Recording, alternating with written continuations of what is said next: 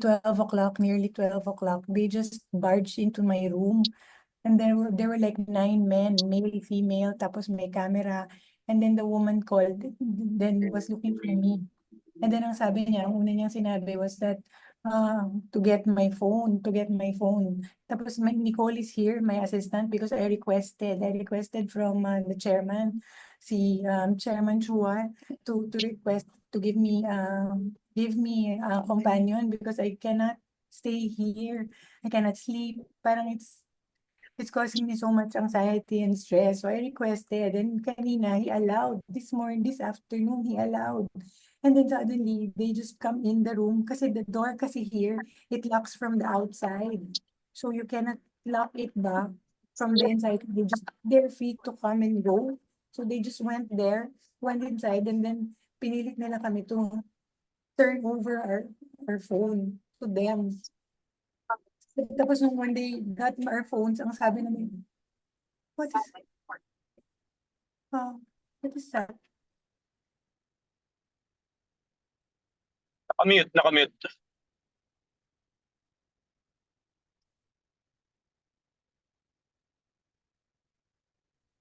Isaac, Nicole, are you still there? We put out the light because they're all outside parang waiting, and then binasa niya sa akin, tapos I got a copy, and then nakita ko all the way sa baba, they're bringing me to the women's correctional, and they're serving it in the middle of the night, and all 9 people. I'm just a small person, and they just,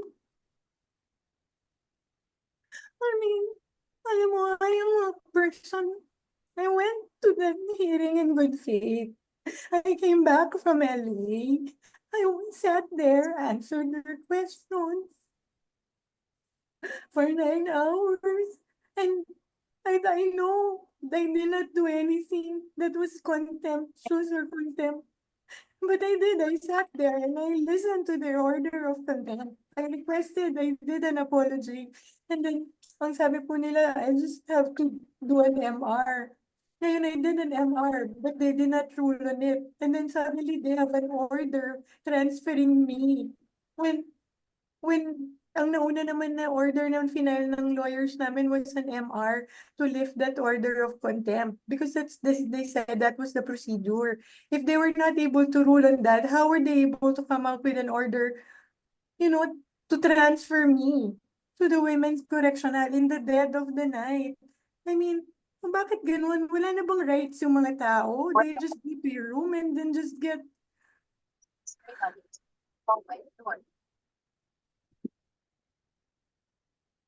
Wala, bakit yan? I don't understand. Ma'am, okay lang po kayo ng questions from media? Can I have tissue? Sorry. Yeah. I'm sorry, I know it's the middle of the night, but I'm so scared. Yeah, I do understand, ma'am. I'm just Fred, scared. do you have question? Ma'am, good morning po, ma'am.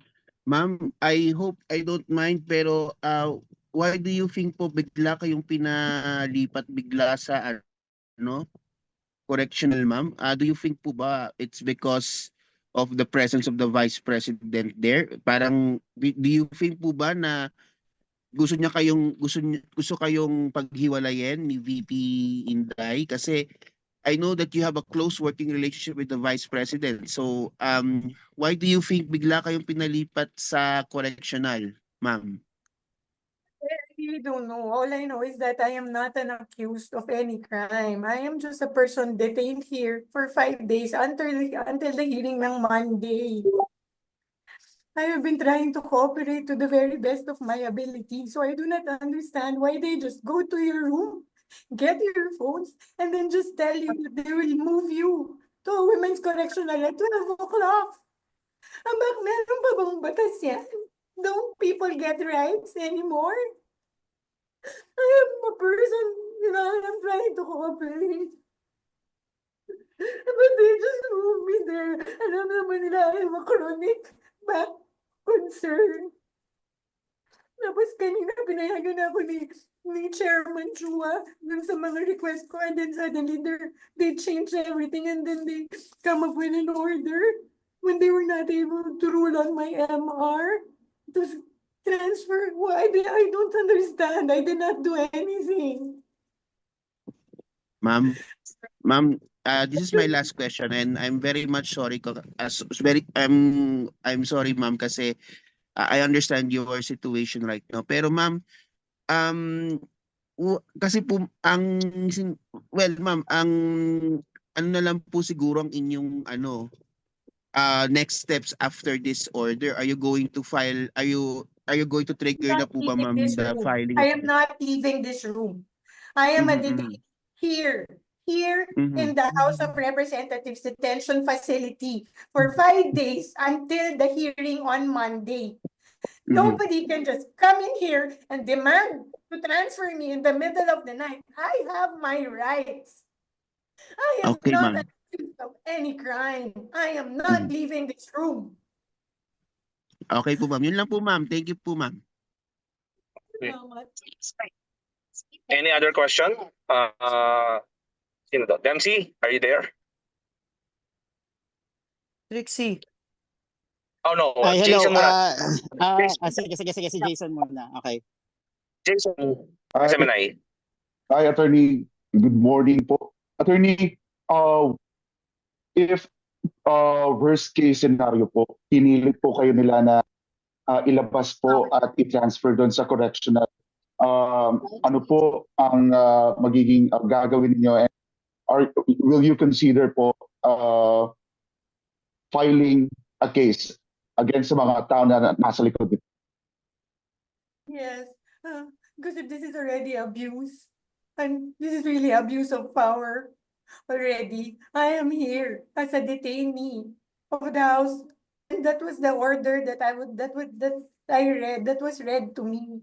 So I am not going anywhere. I am not going anywhere. Ma'am, sa ngayon po ba alam na po ni VP Sara yung sitwasyon po, yung nangyayari po sa inyo? And what was her reaction po? Ano po yung Tinawag ko po siya, and she's standing as my lawyer now. And I'm not leaving this room. I am not leaving this room. I called her, she's standing in as my lawyer pro bono. Because this is not correct. People have rights in this country. I have a right. And they should respect that.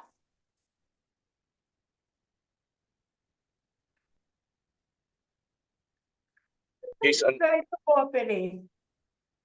I tried my best to cooperate. But this is what they do to you. And this is not correct.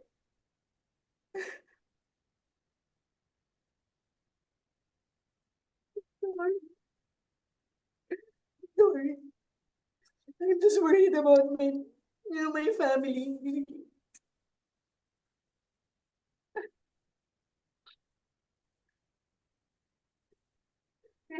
They just take you away in the middle of the night.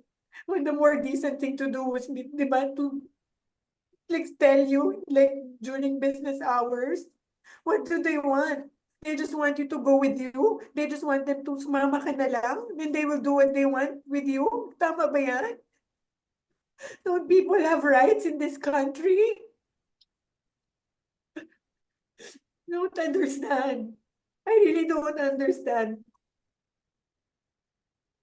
So,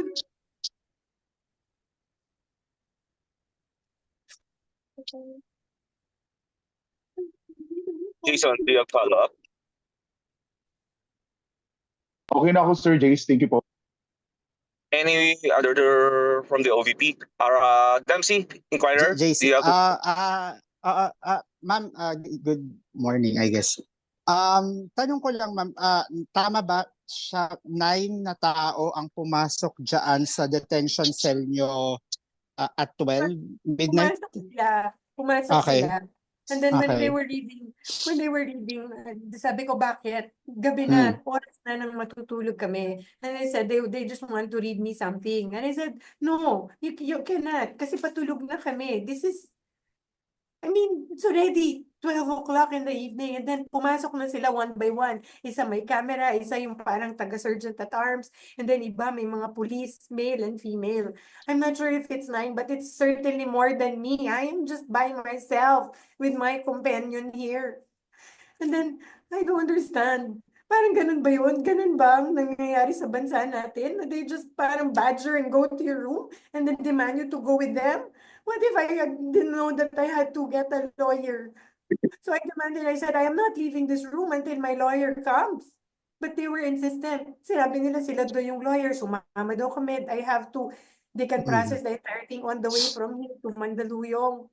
I don't Mhm. trust these people because they do not respect my rights. What kind of Okay. country is this? Follow up lang, ma'am. Were you able to communicate na with Sa bansang the ganito, di ba? Ang mga Okay. ordinaryong tao, they just treat like that. That is not correct. Okay. Follow up lang, ma'am. Were you able to or anyone from your party were able to communicate with Congressman Joel Chua, the chairperson? I mean, siya yung signatory, I believe, doon sa order na yon. Kay Yes, Congressman I- Joel Chua, ma'am. Yes, apo. Were you able to communicate with them or anyone from his office? No, not yet because I got really scared. Kasi I think anytime now they will parang break this door and just take me away. Guys, let me break this lang Kakatimbre lang ng mga media friends sa labas. Lockdown ng HOR, ayaw magpapasok ng media.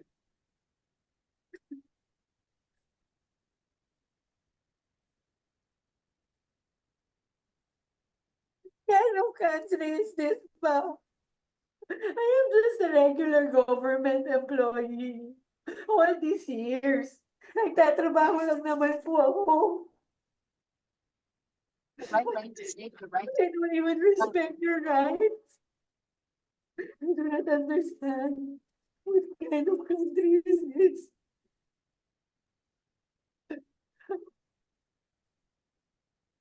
I'm so scared because I'm sure they're going to break that door anytime now. Alam nyo, ginawa ko, tilagay ko yung katre, yung double deck na bed, pinush ko sa door para hindi sila makapasok. I'm so scared.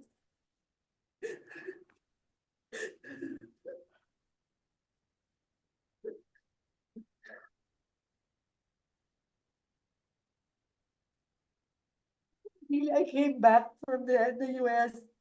I attended the hearing in good faith. I answered all their questions. Hindi ako nanggulo. I think I was very, respectful in answering all their questions to the very best of my ability. Ang sabi nila sa akin, mag-MR lang daw ako, which I did. It's my right. Ang sinabi ko, na parang talaga naman I really answered to the best of my ability and I attended that in good faith. And they said, mag-MR ka, we will let you go. So we filed our MR. They did not rule on it, but suddenly they were able to come out with an order ruling to transfer me to the Women's Correctional. Sabihin mo kung ano sinabi nila sa iyo para ma-delete yung contempt. Diba? Sinabi nila sa iyo, ilip namin yung contempt kung i-produce mo yung akas. Sabi nila sa akin, if you notice, if you were in the hearing, di ba, sinuspend po ng Chairman Chua yung session. Tapos, nung sinight na po ako ni Congressman Castro in contempt, then after that, nag-rule sila. Tapos, then sinuspend niya. Tapos, lumapit po sila, nag-huddle sila, and then they called my lawyer and then told him na kausapin ko. So, lumapit ako and I really apologized. I said, that letter to the Commission on Audit was really a position of the agency. It is our stand. Like all, di ba? Like, meron kang points na gusto mo i-raise. We respectfully parang raised our points to the Commission on Audit. Alam ko, hindi naman po yung mali kasi that was our right as an agency. Because there was an ongoing audit investigation. Pero hindi naman namin kinukuha yung right ng COA to decide on the matter. But even if sinabi ko, alam ko hindi po mali yun, they said na parang we were, trying to undermine. So I apologized, and I also gave an apology to Congressman Castro. But they said, sabi nila sa akin, alam mo, i-produce mo na lang yung apat. I-produce mo yung apat. So I said, "You're a Congressman, hindi naman po ang pag-attend po ng hearing is a personal choice. I will only do my best." And then they said na parang, no, para ano ka pa naging chief of staff kung hindi mo naman kaya i-produce yan? I-produce mo sila. And I said, may rights din naman po yung mga tao, di ba? I can only, as chief of staff, tell them, go, di ba, go. But if ayaw po nilang sumama, hindi ko na, I do not have that power over them because people have rights if they want to, join a hearing or not. But that's what they said. Tapos and then, yun yung sinabi ko because I really cannot commit to make them attend because it's a personal choice. Like me, I chose to come back and attend. Diba? So, and then after that, nag-public apology na ako before the session was like, diba, suspended. Nag-public apology din ako kay Congressman Castro and I made it, parang I raised again to please lift that order because wala naman talaga intention ng Office of the Vice President, to undermine either the Commission on Audit or the House of Representatives in their powers. That was not the point. But nung nilalabas na po ako, hunabol na naman nila. Hinabol nila kami. And then they said, i-produce mo yung apat. I-produce mo yung apat. But I cannot do that. People have rights. Diba? I cannot decide for other people what they want to do. Yun sa akin. You know? This is what they do to you. In the middle of the night, they just move you out of nowhere.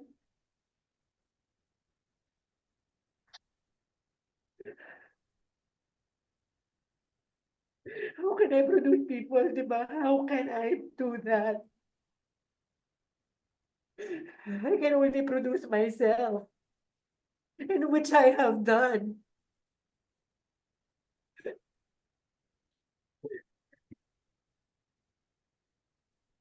Sorry. Hindi ko na alam ano nangyayari sa bansa na to. Wala sa batas.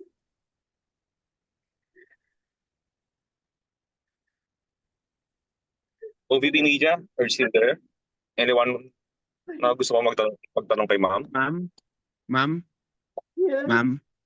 Ma'am Red Mendoza po ulit from Manila Times. Ma'am, sorry, I know you're very much ngayon in a very emotional mood right now. Pero ma'am, I want to ask lang po, do you think po ba na the order to move you to correctional was yun nga po, I like to reiterate this again kasi kanina po nandyan po sa house si Kong Joel, si SAA, Naptaas, and also so do you think po ba nangyari po itong decision na to while they were at the House of Representatives at talking to media na pakiramdam nila na baka dahil nga the Vice President is there, she's high security risk, it's now time to move you out of to correctional para mawala si VP dyan sa House? No, I am not part of this, political thing. I am not. I'm just a regular government employee. Really, I do not understand that entire, gamut of whatever it is that is happening politically. I don't. I'm just a worker in the Office of the Vice President. So I don't know why they're doing this to me. I don't know. Yes. Empleyado Yun lang po, ako. ma'am. Hindi ko Yun lang po, alam. ma'am. Yun lang po, ma'am.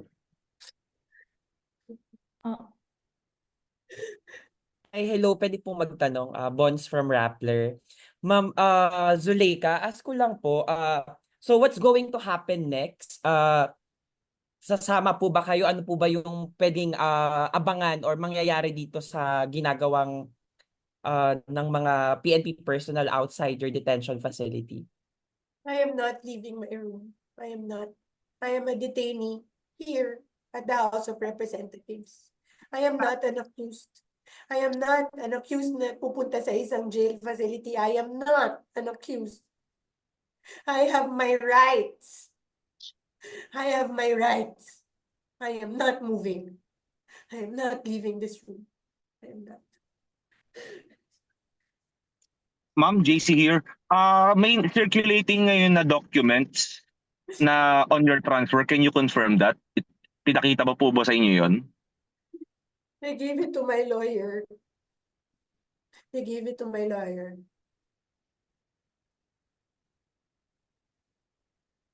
Ma'am, sorry, your lawyer is the vice president, ma'am. Tama po ba? Yes, nandito po siya. And I also have a private lawyer. I think he arrived na. He's also outside. Mm-mm. Ma'am, to clarify po, ma'am, nandyan po si vice president, ma'am, no? Nandyan po sa tabi ninyo si vice president. Yes, I called her. I called her kasi they just barged in eh. Pumasok lang talaga sila. Nakikita niyo ba yung katre dun sa likod ko? Pinush ko po yan para hindi sila makapasok. Kasi I told them, I want my lawyers. I am not going anywhere. I am not going anywhere. And then I told them to get out of this room. Because as a detainee of this facility, this is my space. And then when they left, I pushed that. Look at that. I pushed that by myself. I have a chronic backache. Because I am so scared. Malito eh. People have rights in this country. Mhm. Okay po, ma'am. JC, I have a question. Is it okay to ask a question? Yes. This is Anna. Sino po ito? Si Anna po. Si Anna po ito. Oo. Yes po. Anna Sige. Yes Manzanero, po. Manila Times columnist po. Okay. Yes, Ang you tanong can proceed, ma'am. Opo, ang tanong ko po kay Attorney Laika, what's your appeal to Congressman Chua? And then, that's one question unto the speaker. Kasi sila naman talaga ang ano dito eh, ang kung tutuusin sa kanila yung mga utos ng gagaling eh. On the other hand po, another question din dito sa chat group is what legal remedies can be done po sa tingin ninyo? Kung mayroon pa, kasi given the situation, parang wala nang batas na umiiral eh. Yun po yung tanong ko po, ma'am. Maraming salamat po. Salamat, JC. Ang sa akin lang, please respect my rights as a person, as a Filipino in this country. I am not an accused. I was given and served that order for detention here in HOR. Hindi ko na alam ano yung ways forward kasi parang wala nang batas sa bansang ito. Wala na. Kahit ano na lang pwede, paiba-iba. Tapos isi-serve nila sa'yo in the middle of the night. What is that? Is that even right? Wala na pong batas, ma'am. Wala na pong batas sa bansang ito. Opo, maraming salamat, Attorney Laika. Ma'am Ana, Stay strong po. Ma'am Ana, Opo. Ma'am Ana, I Opo, was just opo. informed by the OVP Legal, nasa labas po sila ng HOR gate, pero ayaw din silang papasukin. Oh my. Oo. Dami-dami PNP sa labas. I'm sure they're just going to break down that door. They're all outside, but I'm not leaving this room. I am not. I am not leaving this room. I have my rights. I am not leaving this room. Hello, good morning from Canada. Pwedeng magtanong? Yes. Yes, sir. You can proceed. Sir GC, salamat. Salamat din kay Doc Lauren Badoy na binigyan ako ng link. Attorney, bakit biglaan yung desisyon na yan na ilipat? Anong nag-trigger talaga? Hindi ko po alam. Hindi ko po alam. Okay. Hindi ko po alam, sir. I cannot answer. I just know that I was served that in the middle of the night. They demanded to get my phone. We don't have a phone. That's why we're calling from this laptop, like the Viber. We're calling the lawyer from here. Because I don't have a phone to contact anyone. My God. I mean, why would they do that to you, di ba? Am I like an accused? Did I, murder anyone? I'm just a regular government employee. I do not understand.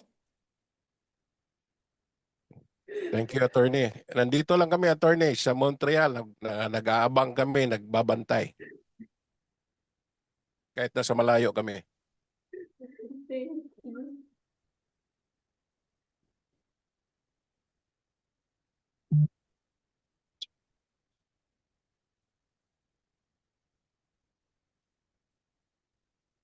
JC, may I ask if I may?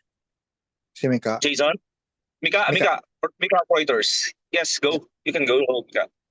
Good morning, attorney. Very sorry to hear about your ordeal, no? And I hope things get better on your end. Attorney, we just wanted to get our facts straight, no? So, I understand my question will involve reliving what you went through, but just so we can accurately report what exactly happened. So, can you narrate to us, like what time did these people arrive? What did they read to you? Kasi you mentioned kanina they read something which you did not want to read, and what exactly did they take from you aside from your cell phone, or is it just your cell phone, and how are you able to access the internet at this point? Thank you. What happened was, nakapajama na kami kasi we're going to sleep. And our light is already closed. Like this, dark. And then they, like that on your door. Like back, and then this entered. Because in this facility, the lock is outside. I mean, people can just go back. That's what they did. They ran in, but it was just not one person, which is the usual. Like, for example, ma'am, nandito na po yung pagkain nyo. It was not like that. So we were parang surprised. What's that about? Kasi magtutulog na kami, di ba? Tapos yun, suddenly they all came in, PNP, and then some other person in parang uniform. Lahat-lahat po sila dumating. And then they said they want to read me an order. And I said, I don't understand. When I came in, nag-read na po kayo ng order. What order is this? And then she said, allow me to read it to you. And then, binabasa niya, pero tinignan ko na yung order sa baba. And nakalagay ng transfer to Women's Correctional. So I said, I'm not going anywhere. I need my lawyers now. And then he said, no, there is no need for a lawyer. There's no need kasi we are just doing our job and to serve this. We are just doing this to serve. Yeah, and then they said na parang, tsaka, why will you need your lawyer? Nandito ba yung lawyer mo? Sabi ko, hindi, wala. Gusto ko yung lawyer ko. Sabi niya, meron kaming lawyer, ito na lang ang lawyer mo. Parang, no, that is not my counsel of choice. Why would you impose that lawyer on me? I want my lawyer. Then he said, then I kept on saying to them that I have my rights as a detainee in this facility. Respect that. And then I told them to go out, but they said no. And then they started ganging up. Alam mo po yung feeling na, alam mo yun, mag-isa ka lang, tapos nakapajama ka, tapos yung mga tao lalapit na lang sa'yo. Parang hindi ko alam kung bigla ka na lang, alam mo yun, sakalin or barilin, that thing in your head. They did that. And then I stood up and said, I'm not leaving this room. I have my rights. And then I pushed them back and then I said, get out, get out. And then they went, then they kept on saying na parang so many other things. They're just serving this, doing their job. It was an order, blah, blah, blah. I didn't anymore. I just told them to step out of my room because as a detainee of this facility, this is my area. Do not come in. Tapos the moment they came, when they went out, I already pushed that by myself. That you see that bed? I pushed that all the way to the door para they cannot go in. Yun. And then I called the vice president because she was here. And then she came, after a while, she came in and pumasok na kami sa room. And hindi ako lalabas. Hindi ako lalabas. Please, pwedeng magtanong. And sorry, just very quickly, Jason, if I may. So, Sorry. Go ahead. so after you pushed back, attorney, they left the room, no? Tama ba? Did they appreciate that, that detail accurately? Because I think alam din naman nila na mali yung ginagawa nila. You don't serve people in the dead of the night. What is that? You serve, di ba, official business hours. Because hindi naman po ako criminal eh. I am not a criminal. I am already here in their facility. I have assured them already that I will attend their hearing on Monday. So why will they treat me like that? So that's why I said I want my lawyers. I want my lawyers. Glasses. Attorney. Last my end, JC, if I may, no. Jason, follow up. Attorney, just for our understanding, no, and just for appreciation also, for the record, what are exactly your job description, or what is your job, or what are the key things that you do as Chief of Staff of the Vice President? Ma'am, you're muted. And I don't understand. Di ba, kanina I said na parang when they issue that order of contempt, ang sabi nila sa akin was that you just file an MR, a motion for reconsideration. So minamadali namin yun kasi alam namin walang opisina ang House of Representatives pag Friday. So nung Wednesday ba ako? Wednesday, nag-file na kami agad. No Thursday, first thing. And I waited and waited for them parang to rule on my MR. But they never did. Tapos kanina, on a Friday, when there is no office, there is no business office at time in the House of Representatives, they issue an order transferring me. And then suddenly they serve it like in the middle of the night. Oh, what does that tell you? Diba? Paano sila nakaka-rule on may transfer? Hindi man nila na-rule yung aking motion for reconsideration. That's why I said, hindi ako sasama. Hindi, mali ito. May rights ako. May rights ako. I'm not going anywhere. They cannot just do that to people ba? We are just ordinary people working for the government. Diba? We just do our best every day to work for a better country. Tapos ganito, that's what they treat us. That's how they treat you. Bakit naman ganyan? Anong klaseng, wala nang batas, wala na, there's nothing in this country, wala na pong batas na nag-work.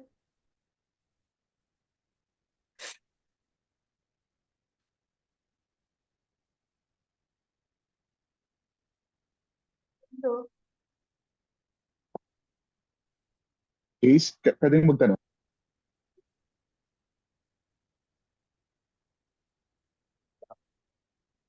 Go ahead, Yes, Jason. next question, please. Yes, Attorney, do you consider this po, itong nangyayari po sa inyo ngayon as an injustice? Do you consider your situation as a form of harassment? And my follow-up question po, Attorney, sa nangyayari po ngayon, sa ginagawa po sa Office of the Vice President, can we still trust this government?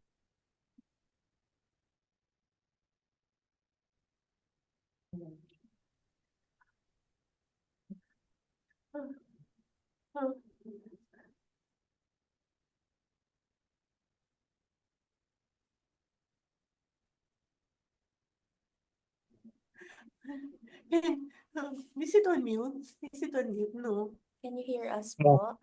You're online, ma'am. Go ahead, ma'am. Go ahead. Sorry. Alam mo, I would not have pushed that bed by myself if I did not feel that I was being threatened. My life is being threatened. Alam niyo, I'm sure you saw in the hearing that my back hurts. I cannot parang lift heavy things. I cannot. But dahil natakot ako, I feared for my life. I really pushed that by myself. Because hindi lang to harassment. This is really a threat to my life. They gang up on you in the middle of the night? Huh? How is that done? Isn't that a threat to my life? Alam nila that I'm sick. I have said that repeatedly when their doctor came here. And they bring 9, 10 people to serve you in the middle of the night in your pajamas. This is a threat to my life. It's not harassment.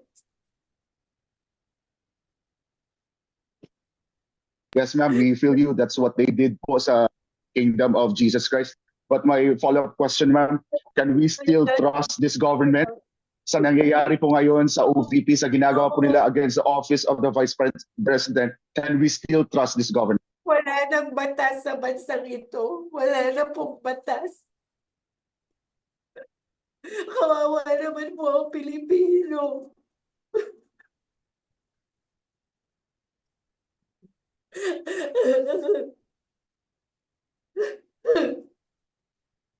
Ouch. Lord. Ayoko na. Masakit na ang likod ko. Ayoko na. Ayoko na. Jay, I hope